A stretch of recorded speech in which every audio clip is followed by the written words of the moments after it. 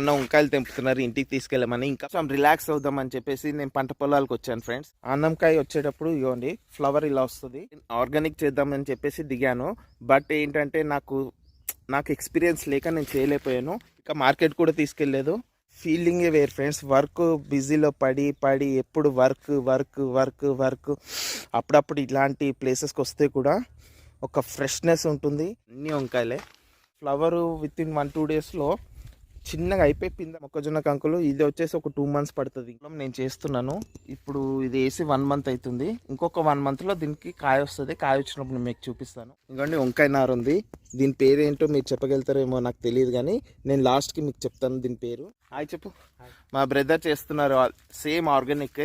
నేను వచ్చినందుకు అన్న వంకాయలు తెంపించాడు. ఫ్రెండ్స్ అసలుకి టేస్టే వేరు.